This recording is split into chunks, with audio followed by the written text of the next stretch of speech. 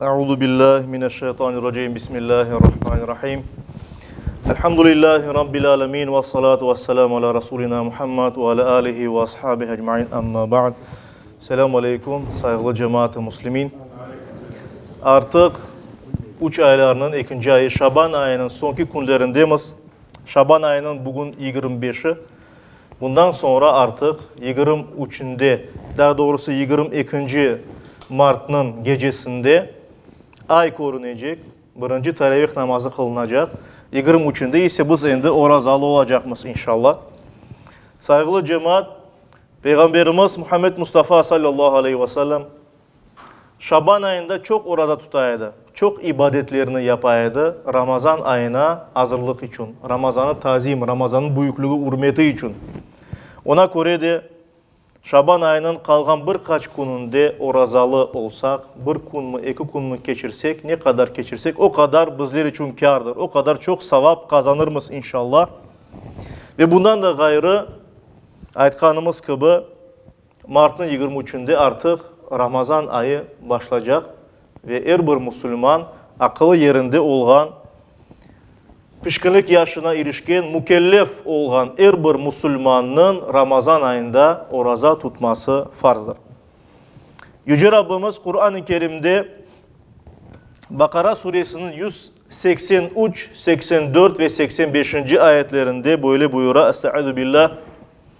Ya eyyühellezine amanu, ey iman etken kimseler. Kutibe aleykumus-siyam kema kutibe alellezine min qablikum. Sizden evvelkilerge oraza farz etilgeni gibi sizge de farz etildi. لَعَلَّكُمْ تَتَّقُونَ Belki de siz sakınırsınız. Allah'tan korkup Allah'ın şu emrini yerine getirirsiniz. اَيَّامًا مَعْدُودَاتٍ Oraza sayılı ve belli günlerdir. Yani bellidir onun tutulacak vakti. Ve devamında Allah-u Teala bu nasıl vakit olduğunu bizge anlata. Şahru Ramazan ellezî unzile fîhil Kur'an. Bu Ramazan ayı ki Ramazan ayında Kur'an-ı Kerim indirildi. Huden linnâs ve bayyinatin minel huda vel furqan. İnsanlara doğru yolunu göstermek için ve doğru yolunu yaxşılıkla yamanlıkını ayırt etmek için, ayırmak için yollanılan bir kitap olarak geldi. فَمَنْ شَهِدَ مِنْكُمُ الشَّهْرَ فَلْيَصُمْ Sizden kim Ramazan ayının doğan yanı ayını görse, aysa oraza tutsun deyip emir etti Yüce Rabbimiz Allah-u Teala Kur'an-ı Kerim'de. Peygamberimiz sallallahu aleyhi ve sellem ise birçok hadis-i şerifinde Ramazan ayında tutulacak orazanın farz olduğunu bizge bildirgen meşhur bir hadis var. Peygamberimiz sallallahu aleyhi ve sellem anda İslam'ın, Müslüman'ın yani Allah'a boysungan kişinin yapacak işlerini bizge anlata. Dey buniyel İslamu ala hamsin. İslam dini 5 şey üstünde kurulgan. Kelime-i şehadetini, namaz kılmakını, zekat vermekini, hacılıkını sayıp onlarla beraber 3. olarak Ramazan ayında oraza tutmak diye buyura Peygamberimiz sallallahu aleyhi ve sellem. Ve ona göre de bizler mübarek Ramazan ayında inşallah hep birimiz, hep beraberce oraza tutacağımız. Bununla beraber sünnet-i müekked olarak yani Peygamberimizin her daim yapıp durgan ve bizden talep etken bir sünnet olarak teravih namazları kılınacak. Her bir akşam 22. Mart'tan başlayıp yapacağımız inşallah teravih namazlarını. Ve bundan da gayrı Ramazan ayında yapkanımız bütün hayırlı işler, bütün ibadetler bizge kat kat savabını getirir. Bunun hakkında çok hadis-i şerifler var. Buradan hadisini anıp inşallah geçeyik. Muttafakun aleyh yani Bukhari ve Müslim'de diğer hadis kitaplarında geçken bir hadiste Ebu Hurayra Allah ondan razı olsun buyurdu ki Peygamberimiz sallallahu aleyhi ve sellem böyle ayette. İza ca'e Ramazan Ramazan ayı gelgende futtihat ebvabul cennet Cennetin kapıları kapatıla, cennetin kapıları açıla. Ve gullikat ebvabun nar ve ateşinin yani cehennemin kapıları kapatıla. ve suffiyetiş şeyatin ve şeytanlar ise zincirlerle baylana ve hareket etmesi mümkün değil. Saygılı cemaat, biz bilemiz insanın şu dünya imtihanında ona karşı turgan iki tane güç var. Birincisi bizim ezeli düşmanımız şeytandır. Şeytan insanını bir şey yapmaya mecbur etip olamay. Ama bununla beraber vesvese beri, fısılday bizlerge. Kur'an-ı Kerim'de buyurulganı üzere şeytan bizge yaman işlerini, günah işlerini dülber göstermeye getirirse. Bak ne kadar bu dülber, buna bunu yapsan ne kadar yakşı olacak vesaire. Ve ona göre haram yaptırmaya tırışa. Ramazan ayında ise şeytanlar zincirlerle baylanadı Peygamberimiz sallallahu aleyhi ve sellem. Ve buna göre bizge keder etmeleri mümkün değildir. Bununla beraber ikinci bizge karşı olacak gücümüz bizim özümüzdür. Yani bizim canımız, nefsimiz, egomuzdur. Ve bizim egomuz, nefsimiz hiç fark etmeden o arzularını yerine getirmeye isteği. Aşamaya isteği, içmeye isteği, cinsi münasebette olmaya isteği ve türlü ne isteğini haram ya da helal gözetmeden isteği. Bizim vazifemiz ise nefsimizi terbiye etmek, doğrulamak öyle ki ancak helalını vereyik. Haramdan uzak tutayıq. Eğer böyle yapsak, nefsimizi terbiye etsek, bu bizge kârdır elbet. Ramazan ayında ise şeytan olmagan için sadece nefsimizle beraber biz kalamız. Ve böyle olganı alda bizler oraza tutkanımızda, aşamaktan, içmekten, cinsi münasebetlerden uzak durganımızda nefsimizni açık bastıramız ve onu terbiye etemiz, öğretemiz. İstegeni olmayacak. Ancak helalı olacak. Çünkü aytılganı gibi zahmetsiz rahmet olmaz. Allah-u Teala'nın rahmetine, merhametine, mağfiretine erişmeye isteysek hareket etmek gerekmez. Hareket etmek ise gayret gerektirir. Gayret, bir güç masraf etmek gerek, vakit masraf etmek gerek, bir şey yapmak gerek. Nefsimiz ise rahat oturmaya isteyi, bir şey yapmaya istemeyin. Ve ona göre de biz eğer hareket yapsak, nefsimizi buna alıştırsak, o vakit biz daha güzel Müslüman ve daha güzel insan olamız. Ve her bir Müslüman için 3 aylar ve hususen Ramazan ayı ne için böyle mühim? Ne için böyle emniyetli? Çünkü Ramazan ayında şeytanlar işimizge karışmay. Biz nefsimizni bastırabilemiz, oraza tutup, ibadetler etip ve böylece daha da güzel makamlarga, derecelerge yetmek mümkünmüz. İşte Yüce Rabbimiz her birimizge bunu nasip eylesin. Aytkanımız gibi Kur'an-ı Kerim'de ve hadislerde buyurulganı üzere Ramazan ayında oraza tutmak farzdır. Oraza degeni nedir saygılı cemaat? Nasıl bir ibadet? En evvela oraza sözün manasına bir bakayıq. Bizim dilimizde oraza degen bir söz var ve bu söz Fars dillerinden bizge kelgen. Yani İran dillerinden bizge geldi. Niye için? Çünkü Türk halklarının din hocası daha ziyade İran halkları oldu. Biz onlardan dinini aldık ve ona göre bizim çok öyle sözlerimiz var. Fars dilinden kelgen. Şu cümleden oraza. Oraza ruz sözünden geliyor. Ruz ise kun demek. Ruzi sözü de kunluk rızık demek manasında. Ve ona göre de bu sözünü biz kullanamız. Arap dilinde ise başka bir söz kullana. Saum sözü ya da sıyam sözü.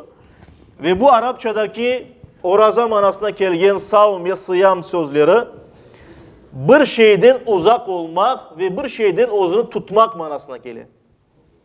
Dinimiz noktayı nazarından ise oraza degenimizde neni kastetimiz, neni maksat etimiz, niyet etip tan atmasından başlap güneşin kavuşmasına kadar orazanı bozgan şeylerden uzak olmak demektir oraza.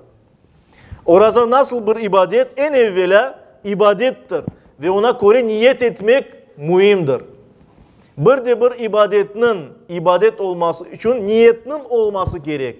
Niyetinin olması neyini gösterir saygılı cemaat? Biz bu işini anlı yapkanımızını gösterir. Çünkü bir insan bir şeyini gayri ihtiyari istemeden yapsa bu onun için savap ya da günah getirmeyin. Çünkü insan istemeden yaptı. Avtomatik şekilde. Ama eğer bu şeyini bilip durup yapsa, yaxşı şeyler yapılganda bu savap getirir, yarama şeyler yapılganda bu günah getirir. Çünkü bu amel ola. Bilip durup yapkanımız şeyler.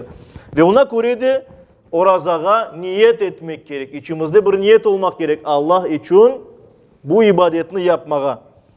Ve bundan sonra vakti hakkında buyurula tan atmasından başlayıp yani ufuk artık anda bir ışık, bir yarık peyda olmağa başlagandan bir yarık göründü mü anda? Demek ki sabah namazının vakti kırdı. Sabah namazının vaktinin kırmesinden başlıyor oraza. Ağız kapatıla. Ve akşam namazının kırmesine kadar yani güneşin kavuşmasına kadar. Güneşin ucu ufuktan geçip batkandan son demek ki orazamız bite ve iftarımız başlay. Ve bu vakit içinde biz orazanı bozgan şeylerden uzak olmak gerekmez. Şekil olarak fıkıh iliminde buyurula yani doğru tutulması için, korunuşta doğru tutulması için oraza tutkan kimse aşamaktan, içmekten ve cinsi münasebetten yani apay akay birbirinin yatıp durmaktan uzaklaşmak gereklir. Bundan vazgeçmek gereklir. Ama bu sadece yeterli değil. Çünkü Peygamberimiz sallallahu aleyhi ve sellem'nin hadisi üzere biz bilemiz. Eğer bir insan oraza tutup aşamasa içmese cinsi münasebetten uzak dursa ve bununla beraber yalan aytsa, yalanla hareket yapsa bu halde bu insan açlıktan, susuzluktan bir şey kazanılmaz. Savap kazanmayın. Demek şekil tarafından aşamaktan, içmekten ve cinsi münasebetten uzak olmak gerekmez elbet. Ama orazanın savap getirmesi için en evvela Allah için tutulması gerek. İkincisi de biz şu tutkan orazamız vaktinde bütün yaman hareketlerden uzak olmak gerekmez. Bütün günahlardan özümüzü çekmek gerekmez saygılı cemaat. Yalan aytmaktan, oşek aytmaktan, boş laflarla, boş şeylerle uğraşmaktan vesaire. Böyle yapsak inşallah bizim orazalarımız en güzel şekilde kabul ve makbul olur Allah nasip etse. Peygamberimiz sallallahu aleyhi ve sellem o hadislerinde açık aydın bizge bildirdi. Orazanın vakti nasıl? Hadislerinde yani bunu ayıttı. Sabah namazı kırgeninin, akşam namazın kırgenine kadar oraza olarak bizge bu tutula. Şimdi biz ayttık saygılı cemaat-i muslimin. Oraza bir şeyde vazgeçmek manasına geliyor. Eski ümmetlerde yani evvelki peygamberlerde, evvelki Müslümanlarda da oraza ibadeti var idi. Ama onun şekli farklı olması mümkün idi. Mesela Kur'an-ı Kerim'de bizge Zekeriya aleyhisselamın orazası hakkında buyurula. Ve aytaydı ki aytıla Kur'an-ı Kerim'de Zekeriya aleyhisselam susmak orazasını tutaydı. Yani laf etmekten vazgeçeydi. Laf etmeyip oraza tutaydı. Böyle de oraza bareken idi evvelleri. Şimdi ise bizim dinimizde olan oraza en güzel oraza şeklidir. Çünkü Kur'an-ı Kerim'de Allahu Teala buyura sizden yollagan dinimden razı oldum ve dininizi sizler için tekmilledim deyip Allahu Teala Kur'an-ı Kerim'de peygamberimizge ve bizler için. Ve ona göre evvelki ümmetlerdeki ibadetlerin en güzel, en toplu tekmil şekilleri bizim dinimizde var. Ona göre biz oraza tutkanda sadece aşamaktan, içmekten, cinsi münasebetten değil, yaramay şeylerini aytmaktan, yalan, boten, iftira, oşek aytmaktan da özümüzü çekmek gerekmez elbet. Saygılı cemaat-i muslimin, orazanın şu ibadetinin pek çok faydaları var elbet. İslam dininde olgan ve buyurulgan, Allah-u Teala bizge buyurgan bütün ibadetlerde olganı gibi, namazda, zekatta, hacılıkta olganı gibi, orazanın da birçok hikmeti, birçok faydası var. Onların bazılarını biz bilemiz, bazılarını bilip olamayız. Esasen hem maddi hem manevi olarak faydalarını görmek mümkünmüz orazadan. Mesela maddi taraftan bakacak olsak, yani bedenimizge fayda getiriyor oraza. Çünkü Peygamberimiz sallallahu aleyhi ve sellem'in meşhur sözü var. Peygamberimiz buyurdu. Sumu fetasihhu. Oraza tutunuz, sağlam olunuz diye. Peygamberimiz. Yani bir kimse oraza tutsa, onun bedeni temizlenir ve insan daha da sağlam ola. Ama elbette bir Müslüman bunun için oraza tutmay. Müslüman orazasını Allah rızası için tutar. Ona göre manevi faydaları da var. Allah için yapılan ibadetinin, orazanın bizge bergen daha çok başka faydaları var. Mesela ahlakımızı değiştirir. Daha da güzel Müslüman yapabızlarını aytkanımız gibi. Yani aşamaktan içmekten sadece değil, yalan aytmaktan vazgeçkin bir insan ya da boş söz aytmaktan vazgeçkin bir insan daha güzel insan olmağa yol tutkan demektir. Daha güzel böyle adetke kirseti, güzel asletlerini ve yarama şeylerden, günahlardan uzaklaşa. Ve bu aytkanım hadis-i şerifte Peygamberimiz sallallahu aleyhi ve sellem Bukhari'de geçken bu hadis-i şerifte Ebu Hureyre onu rivayet etti. Peygamberimiz bunu ayta, Peygamberimizin aytkan sözüdür yani bu. Men lem yeda' kavle zuri vel amele bih feleyse lillahi hacetun fi en yeda' ta'amuhu ve şarabuhu. Kim yalan sözünü ve yalanla hareket etmekini taşlamasa Allah-u Teala'nın ihtiyacı yok bu insanın açsız susuz kalmasına değil Peygamberimiz sallallahu aleyhi ve sellem. Ve bundan da gayrı oraza ibadeti öyle bir ibadet bizni yaxşılıkka yönlendirir ve bizni günah yapmaktan korçalay. Mesela muttafakun aleyh Bukhari'de ve Müslim'de geçken bir hadis-i şerifte Peygamberimiz sallallahu aleyhi ve sellem buyura. وَالصِّيَامُ cünnetun ve devamında alimlerimiz bunu açıklay. مِنَ النَّارِ وَالْمَعَاصِي. Yani oraza bir kalkan gibi, bir şit gibi o bizni cehennem ateşinden ve günahlardan korçalamakta. Biz bilemiz. Peygamberimiz sallallahu aleyhi ve sellem bunun beraber bizge buyurgan bir kimse Ramazan orazasını tutsa bu onun iki Ramazan arasında yapkan günahlarının kefareti olur diye Peygamberimiz. Yani insanın yapkan günahlarının birçokusu bağışlanması mümkün Allah'ın merhametinin. Ona göre elbet hem günahlardan korçala hem günahlarımızın sile Ramazan orazası. Ve bizge güzel asletler öğreni, sabır ve çidamını öğrete saygılı cemaat-i muslimin. Başka insanların açlık çekken insanların alını öğrete bizlerge. Bazı insanlar düşünür şimdi günümüzde öyle aç olan insanlar aman aman yok. Herkesin karnı kursağı toktur ama öyle değil saygılı cemaat. Biz bilmeyenimiz nice insan var. Günümüzde alımızını koruyamaz.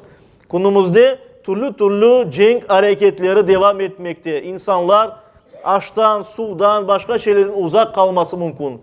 Ve elbette bunların Allah'ını daha yaxşı anlamak gerekmez. Ve hatta bir şey olmaganda bile halkın çokusu cemaat güzel yaşaganda bile aralarımızda öyle fukare miskin insanlar var ki onlar özlerini aşamağa yeterli kadar tapalmaylar. Ona göre onların Allah'ını anlamak ve böyle insanlarını kıdırmak isteği peyda olan insanda ozu açlık çekkendi. Yani böyle farazi olarak yani böyle sadece aklına getirip düşünmek bu başka, açlık duymak bu başkadır. Başkalarının alını anlamak için. Ve böylece başkalarına merhamet duygusu peyda ola. Bu bizni Müslümanlarını hem Müslümanlar arasında hem de bütün insanlarla beraber birleştirmekte. Ve bizge Allah-u Teala'nın bizge bergen nimetlerinin kadrini anlamağa yardımcı ola. Bundan da gayrı Ramazan ayından en büyük fayda Allah-u Teala'dan gelecek savaptır elbet. Allah'ın razılığı ve Allah'tan gelecek savaptır. Bunun hakkında Peygamberimiz sallallahu aleyhi ve sellem birçok hadis-i şerifinde bizge buyura. Mesela gene Bukhari ve Müslim'de diğer hadis kitaplarında geçken bir hadiste Peygamberimiz sallallahu aleyhi ve sellem'in böyle buyurganı bizge anlatılan. Allah adından yani kıskadan bunu açıp geçeyim. Allahu Teala dey Peygamberimiz böyle buyura. İnsanın yapkan bütün hareketleri, bütün amelleri ozu içindir. Ama oraza bu başka. Orazanın mükafatını diye Allahu Teala ozu verecek.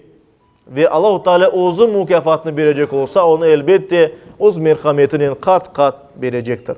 İşte Yüce Rabbimiz yakınlaşkan birkaç günde gelecek hafta başlayacak Ramazan ayına hepimizin aman esin içinde, amanlık esenlik içinde yetkizsin. Ve bizge şu Şaban ayının sonki günlerini bereketli ve mübarek olmasını nasip eylesin. Her birimizge Müslümanca yaşamak, Müslümanca son nefes vermek nasip eylesin. Amin. Bi rahmetike ya Rahman Rahim.